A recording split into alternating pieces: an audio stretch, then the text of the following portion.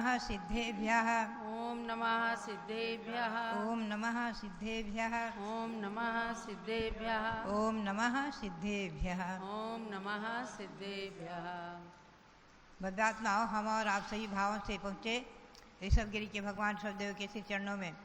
ओम ह्रीं श्री ऋषभदेवाय नमः। ओम ह्रीं श्री ऋषभदेवाय नमः। ओम ह्रीं विश्व शांतिकराय श्री ऋषभदेवाय नमः।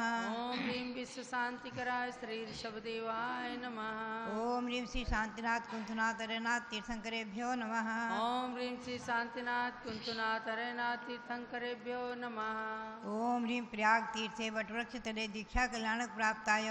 ओम ह्रीं प्रयाग तीर्थे वटवृक्ष तले दीक्षा कल्याणक प्राप्ताय। ध्यान मग्न श्री ऋषभदेवाय नमः। ध्यान मग्न श्री ऋषभदेवाय नमः। ओम ह्रीं श्री शांति सागराचार्य परमेश्वरने नमः। ओम ह्रीं श्री शांति सागराचार्य परमेश्वरने नमः। महानुभाव, कल मैंने आपको शासन देव देवी के बारे में कुछ चर्चा की थी, सुनाया था। आज मैं उसी विषय में आगे चलूँगी। आप ध्यान रखें कि धरणेन्द्र और पद्मावती, उन्होंने भगवान पार्श्वनाथ के उपसर्ग के समय जो उपकार किया, इसलिए हम उनके शासन देव देवी धरणेन्द्र पद्मावती की पूजा करते हैं, ऐसा नहीं है। ये ध्यान में रखें आप। चक्रेश्वरी देवी जो भगवान ऋषभदेव की शासन देवी हैं, और गौमुख यक्ष जो कि आपको बड़वानी में, कुंडलपुर में आदि सभी जगह प्रतिमा के साथ मिलेंगे, और अभी मांगी तुंगी में भी जो 108 प्रतिम भगवान ऋषभदेव हैं, उनके भी आजू बाजू में जो विराजमान हैं, उन्होंने तो कोई न तो भगवान का उपकार किया न भगवान ने उनका।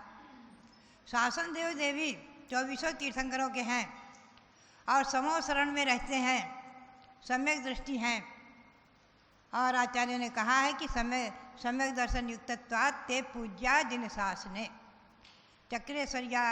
चक्रेश्वरी आदयो देव्या है।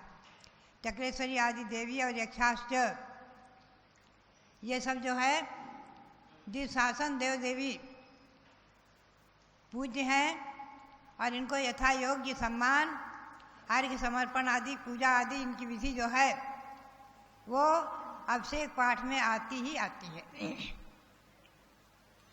आप प्राचीन परंपरा को उठा के देखें। मैं आपको ले चलूँ आज, आप लोग ध्यान से सुनेंगे, नोट करेंगे।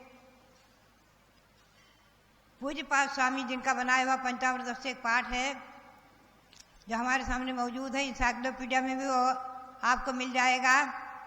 16 आचार्यों की 16 पाठ हैं, हमारे यहाँ सुरक्षित है।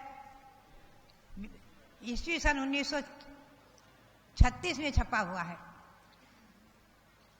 प्राचीन है, और उसमें 16 अभिषेक पाठ हैं। सभी में शासन देव देवी, दिक्पाल, क्षेत्रपाल आदि के अर्घ्य, उनके मंत्र आदि हैं। पूज्यपाद स्वामी ने भी उनके मंत्र और अर्घ्य दिए हैं। पूज्यपाद स्वामी हुए हैं मूल संघ के, जब कोई दूसरा संघ ही नहीं बना था, विक्रम संवत 302 में। कोई विद्वान इन्हों 5वीं सदी में मानते, जो भी हो, लेकिन हमें जो इनका उपलब्धि प्राप्त हुई शिलालेख आदि के ग्रंथों के आधार से, तो विक्रम संवत 302। उसके बाद काष्ठासंघ चला है विक्रम संवत 753 में। श्री पूज्यपाद स्वामी की परंपरा में ही कई पीढ़ियों के बाद, 5-7 पीढ़ियों के बाद एक कुमार सेन हुए हैं। किसी कारणवश उन्हें संघ से निकाल दिया गया और उन्होंने काष्ठा संघ चलाया। और पुनश्च 13 पंथ की उत्पत्ति सभी लोग स्वीकार करते हैं। सभी ग्रंथों में हमें मिला है कि 13 पंथ की उत्पत्ति कुछ विद्वानों के द्वारा, आगरा और जयपुर आदि के विद्वानों के द्वारा विक्रम संवत 1686 में हुई है। आप ध्यान में रखें और इन संवत, विक्रम संवत को नोट करें और इनके बारे में समझें, अनेकों आधारों से समझें जो विद्वानों ने लिखा है, हमने जो पाया है। विक्रम संवत 1686 में 13 पंथ चला है विद्वान पंडितों के द्वारा। एक बात। दूसरी बात यह है कि शासन देव देवी आदि के प्रमाण, पंचामृत अभिषेक के प्रमाण, फल फूल आदि चढ़ाने के प्रमाण जय धवला से लेकर अनेकों ग्रंथों में, श्री पूज्यपाद स्वामी से लेकर अनेकों ग्रंथों में, 50 नहीं सैकड़ों ग्रंथों में उपलब्ध हैं। आप उनके प्रमाण हम सभी साधुओं से प्राप्त कर सकते हैं। और 13 पंथ का प्रमाण किसी आगम ग्रंथ में आप दिखा दें, नहीं दिखा सकते। मैंने कई बार चैलेंज किया है। 13 पंथ का प्रमाण किसी आगम ग्रंथ में, किसी प्राचीन ग्रंथ में, आज से 1000 वर्ष पुराने ग्रंथों में आप नहीं दिखा सकते। आप ध्यान रखें, शासन देव देवी की मान्यता, उनके अर्घ, पंचामृत अभिषेक पाठ में, पूजा पाठ में उनकी पूजा आदि के विधान सब पाए गए हैं और उनके मंत्र हैं। आप इनको देखें, पढ़ें, समझें। जैसा कि आगम में वर्णित है, आप देखेंगे अभिषेक पाठ में पूरा अभिषेक करने के बाद गणधर देव को, सुतवाता को, सरस्वती को अर्घ चढ़ाया संस्कृत में। उसके बाद में यक्ष पूजा, यक्षम यजामो जिन मार्ग रक्षा दक्षम सदा भव जनैक पक्षम निर्दग्ध निश्चेष विपक्ष कक्षम प्रतीक्ष मत्तक्ष सुखे विलक्षम। ओम ह्रीम यक्ष अत्र आग जाग समोसट अत्र तिथि ठाठा अत्र मम सन्निधो भव सचित। ओम ह्रीम यक्षाय इदम अर्घ्यम पाद्यम गंधम अक्षतम दीपम धूपम चरुम फलिम बलिम स्वस्तिकम यज्ञ भागव यजामहे प्रतिकृतम सहा। ऐसे यक्ष की पूजा है। आगे यक्षीम सपक्षीकृत भवे लोकाम लोकादि कैसर्य निवास भूताम भूतान कंपादि गुणान मोदाम मोदान चिदाम अर्चन मातनोमी। ओम ह्रीम यक्षी अत्रागचागचादि। तो भव्यात्माओं बात यही है। और ब्रह्म की पूजा, क्षेत्रपाल की पूजा आदि, इनके सबके प्रमाण आप हमारे से आचार्य देवनंदी, गुप्तनंदी आदि, इनके भी कल वक्तव्य आए, हमें वार्षिक से सुनाया गया। इन लोगों से आप प्राप्त कर सकते हैं।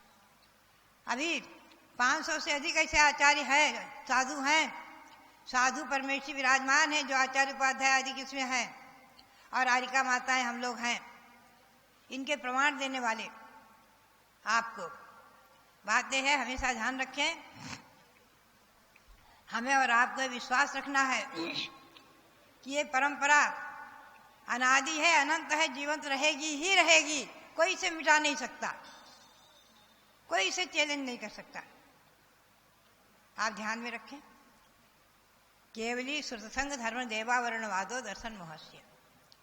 श्री उमा स्वामी आचार्य ने कहा है, केवली भगवान, श्रुत, संघ, देव आदि का आवरणवाद करना दर्शन मोहिनी के आश्रय का कारण है। और ये आवरणवाद श्रुत का है। श्रुत में लिखित वस्तु विषय को नहीं मानना श्रुत का आवरणवाद भी है और देव का आवरणवाद भी है। 2 प्रकार के आवरणवाद इसमें आ जाते हैं। आप ध्यान रखें, चक्रेश्वरी आदि देवी 16 और विद्या देवता, रोहिणी आदि देवता, और ये 24 यक्ष, 24 यक्षिणी, इनके मूर्तियों के साथ उत्कीर्ण प्रमाण कुंडलपुर, बड़वानी आदि के भगवान ऋषभदेव आदि के साथ मैं आपको बताऊं कि जब तक श्रवण बेलगोल में भगवान ऋषभ बाहुबली खड़े हैं, जब तक ऋषभगिरी पर भगवान ऋषभदेव खड़े हैं, विराजमान हैं, जब तक पोदनपुर में, मुंबई में भगवान ऋषभदेव भरत बाहुबली विराजमान हैं, और जब तक अयोध्या में, शाश्वत तीर्थ अयोध्या में भगवान ऋषभदेव भरत बाहुबली विराजमान है, आचार्य देवचंद्र ने विराजमान किए, और वहाँ जो मंदिर बने हैं, प्राचीन मंदिर, नवीन मंदिर, जब तक ये तीर्थ हैं तब तक ये 20 पंथ, इसे कोई 20 पंथ कहो, कुछ भी कहे, तो अमृत पंथ है। ध्यान रखो, अमृत पंथ है, ये अनादि निधन पंथ है, जीवंत रहेगा ही रहेगा। जब तक ये तीर्थ रहेंगे, हमारे श्रवण बेलगोल के भगवान बाहुबली जब तक खड़े रहेंगे, जब तक हमारे भट्टारकों की परंपरा जीवंत रहेगी धर्म संरक्षण के लिए, जब तक हम लोग आचार्य सांसार की परंपरा का निर्वहन करने वाले साधु हैं, जब तक कि आचार्य महावीर कीर्ति जी महाराज की परंपरा का निर्वहन करने वाले साधु हैं, तब तक ये परंपरा जीवंत रहेगी ही रहेगी। कभी भी इसका अभाव और नाश नहीं हो सकता। आप विश्वास कर रखें, विश्वस्त रहें। और कोई विषपंथ कहे, कोई विषपंथ को विषपंथ कह देते हैं, कोई कुछ भी कहते हैं, आप उन अपमान करने वालों को यही समझ लें कि दर्शन मोहिनी कर्म का आश्रय कर रहे हैं। बात यही है, पंथ व्यामोह में पढ़ करके हमें एक दूसरे का अपमान नहीं करना चाहिए। हमें भाई भाई के समान आपस में प्रेम और सौहार्द रखना ही चाहिए। मैं कई बार कहती हूँ, वर्तमान में हमें और आपको अपनी भारतीय संस्कृति को जीवंत रखना है। हमने अभी स्वामी जी को राम मंदिर के शिलान्यास में भेजा, उनके लिए आमंत्रण आया था जैन समाज के लिए एक प्रतिनिधि के रूप में। जब तक श्री राम अयोध्या और जब तक श्री ऋषभदेव की अयोध्या, शाश्वत तीर्थ अयोध्या, ऋषभगिरी, श्रवण बेलगोल आदि के तीर्थ हमारे जीवन थे, समय शिखर तीर्थ भगवान अजितनाथ जहाँ विराजमान हुए हैं शांतिसार धाम में। जब तक हमारी जन्मभूमि टिकैत नगर में भगवान पार्श्वनाथ का शासन चल रहा है, भगवान पार्श्वनाथ विराजमान है, घर घर में शांति सागर, घर घर में शांति सागर। और तो क्या, और एक घर नहीं बचा, फिर दुकान दुकान में करने लग गए और अपने अपनी मीलों में शांति सागर को विराजमान करने लग गए। ऐसे जैसे गांव टिकैत नगर जैसे और दक्षिण जैसे परंपरा, दक्षिण में मुंबई जैसे शहर, जब तक समय शिखर तीर्थ आचार्य सांसार धाम आदि जीवंत हैं, तब तक ये परंपरा अविच्छिन्न और अक्षुण्ण रहेगी ही रहेगी। आप हमेशा विश्वास रखें, ध्यान रखें। हम लोग अभी विद्यमान हैं, हमारी आचार्य सांसार की परंपरा के साधु साध्वी अभी जीवंत हैं। आचार्य जब कई बार मैं किसी विषय में विसंवाद के विरोध के विषय में मौन लेती, तो हमारे ब्रह्मचारी सूरजमल जी बाबा जी आकर कहते कि ज्ञानमती जी, तुमने माता मोहिनी शेरनी का दूध पिया है, मौन नहीं रखो, बोलना पड़ेगा, बोलना पड़ेगा। आज मुझे याद आ गया, वो बाबा जी के शब्द याद आ गए, कान में गूंजने लग गए, क्यों कहते थे तुमने शेरनी का दूध पिया है, बोलना ही पड़ेगा। भव्यात्माओं, मैं चैलेंज करती हूं, कोई तेरा पंथ के प्रमाण, शासन देव देवी को नकारने के प्रमाण मैं 6 महीने की अवधि देती हूं, कोई दिखाए हमें आगम ग्रंथों में, 1000 वर्ष के पुराने ग्रंथों में, और हम 1000 वर्ष के पुराने ग्रंथों में आपको सैकड़ों प्रमाण देते हैं शासन देव देवी के, पंचामृत अभिषेक के, फल फूल चढ़ाने के, विष पंथ के प्रमाण। आप कहते रहे उसे विष पंथ, वो विष पंथ नहीं, अमृत पंथ है, ध्यान रखो आप। आचार्य शांतिसार महाराज की परंपरा, प्रतिदिन वो पंचामृत अभिषेक देखते थे, उनके सामने शासन देव देवियों के अभिषेक हुए हैं। अभी मुंबई में मैं लगभग 5.5 महीने मेरा भ्रमण हुआ, मैंने देखा घरों के मंदिरों में, भगवान पोदनपुर के मंदिर में बराबर वहाँ पद्मावती, क्षेत्रपाल आदि शासन देव देवी सब जीवंत हैं। भव्यात्माओं, जब तक कि हमारे आचार्य श्री नेमिसार महाराज ने मुंबई को पोदनपुर को तीर्थ बनाया है, अयोध्या तीर्थ का विकास आचार्य देशभूषण जी महाराज के कर कमलों से हुआ है, शुरुआत प्रारंभ, और आज उसका विकास दिन दुना रात चौगुना चल रहा है। जब तक हमारे सम्मेद शिखर में भगवान शांतिसार के धाम और आदि तीर्थ हैं, वहाँ अखंड विश्वंत परंपरा चल रही है।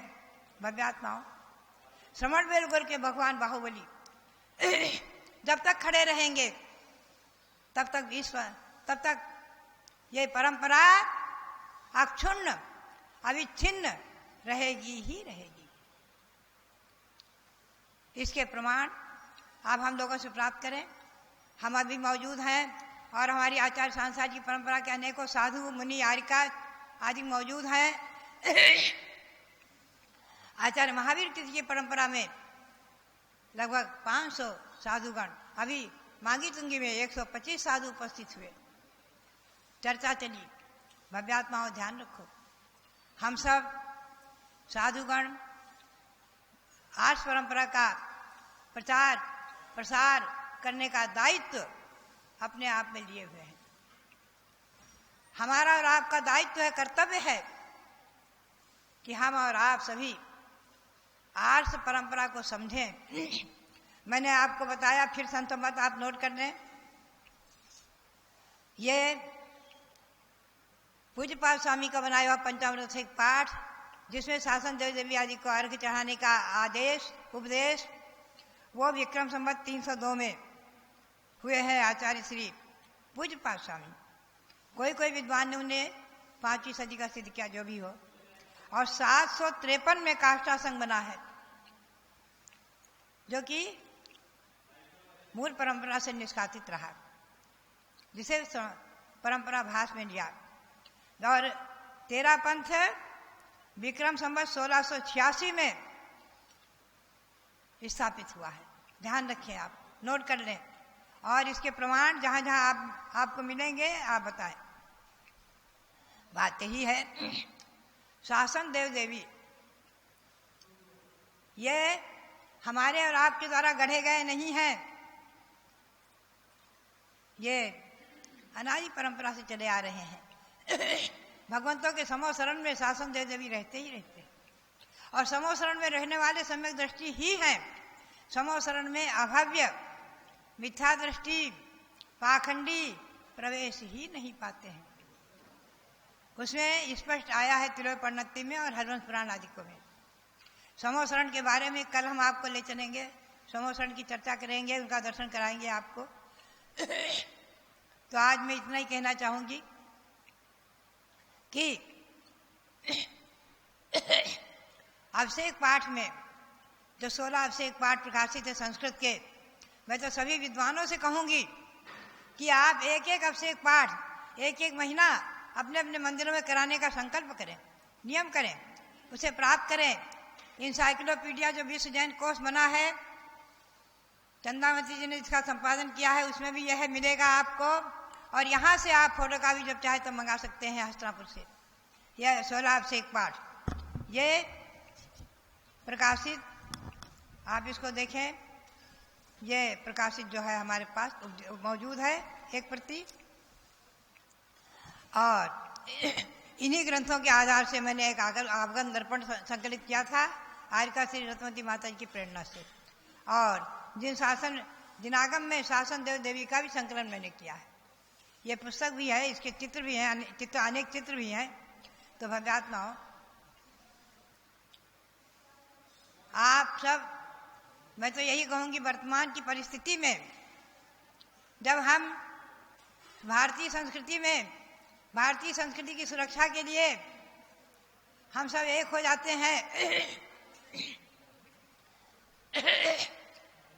हिंदू और जैन मिलकर के सब, और हमारी धर्म की सुरक्षा के लिए जैन धर्म स्वतंत्र है, किसी की शाखा नहीं है, अनादि निधन है, शाश्वत है, इसको सिद्ध करने के लिए हम अनेकों जो है प्रमाण उपस्थित करते हैं। भगवान ऋषभदेव 10वें भवपूर्व राजा महाबल थे जब उन्होंने जैन धर्म को धारण किया था। तो भगवान ऋषभदेव से भी जैन धर्म नहीं चला है, अनादि निधन शाश्वत है, और विदेश क्षेत्र में हमेशा चला आ रहा और चलता रहेगा। त्रिकाल चौबीसी हमने इसीलिए 5 जगह बनवाई हैं, हमारी प्रेरणा से 5 जगह निर्मित हुई त्रिकाल चौबीसी, इसीलिए कि भगवान ऋषभदेव से पहले भी 24 तीर्थंकर हुए हैं और आगे भी होंगे। अनादि निधन शाश्वत जैन धर्म है, सार्वभौम है। इसी बात को सिद्ध करने के लिए अहि क्षेत्र में 30 चौबीसी की प्रेरणा दी। अयोध्या में, कुंडलपुर में, प्रयाग में, हस्तिनापुर में त्रिकाल चौबीसी विराजमान है। भव्यात्माओं, भूतकालीन तीर्थंकर हुए हैं, भविष्य में होंगे आदि। तो बात यही है कि जैन धर्म शाश्वत है, ये परंपरा, विश्वंत परंपरा, पूजन परंपरा शाश्वत है। फल फूल चढ़ाना, पंचामृत अभिषेक करना, पुष्पवृष्टि करना, शासन देव देवी को अर्घ्य चढ़ाना, उनको यथायोग्य सम्मान देना, मंदिर में उनकी मूर्तियां विराजमान करना आदि, ये सब परंपराएं आगम के परिप्रेक्ष्य में शास्त्र सम्मत और प्राचीन चली आ रही हैं और चलती रहेंगी। जब तक हमारे बड़वानी में भगवान ऋषभदेव खड़े हैं, स्वर्ण बेलगोल में भगवान बाहुबली खड़े हैं, और ऋषभगिरी पर्वत पर भगवान ऋषभदेव खड़े हैं, तब तक ये सब जैन धर्म अविच्छिन्न और शासन देव देवी की परंपरा अविच्छिन्न चलती ही रहेगी। भव्यात्माओं, आप और हम सब मिलकर के अच्छी तरह से आगम का आलोडन करें, आगम में अवगाहन करें और विश्वास करके उसका स्वाध्याय करें। स्वाध्याय के परिप्रेक्ष्य में अपने ज्ञान को परिमार्जित करें, अपने ज्ञान को विशुद्ध बनाएं और अपने क्षण क्षण पल पल का उपयोग करते हुए वर्तमान की वैश्विक महामारी के प्रकोप में हम और आप सब विश्व शांति की कामना करते हुए, विश्व मैत्री की कामना करते हुए और विश्व से जो विश्व महामारी वैश्विक महामारी आई है इसके सामना करने में भी आगे आए। इसी भावना के साथ मंत्र का उच्चारण करेंगे। ओम ह्रीं ह्रम नमो सभो सही पत्ताणम। ओम ह्रीं ह्रम नमो सभो सही पत्ताणम। वैश्विक महामारी रोग निवारणम कुरु कुरु स्वाहा। वैश्विक महामारी रोग निवारणम कुरु कुरु स्वाहा। इस मंत्र का भी जाप करें। सब लोग घर घर में सुरक्षित रहें और स्वाध्याय से, ज्ञान से, पारस चैनल के माध्यम से, जनवाणी चैनल के माध्यम से गुरुओं का उपदेश सुनते हुए अपने समय का सदुपयोग करें और भगवंतों की भक्ति करते हुए, भगवान का अभिषेक पूजन आदि करते हुए आप अपने मनुष्य पर्याय को सार्थक करें। यही प्रेरणा पुनः पुनः सबके लिए बहुत बहुत मंगल आशीर्वाद। बहुत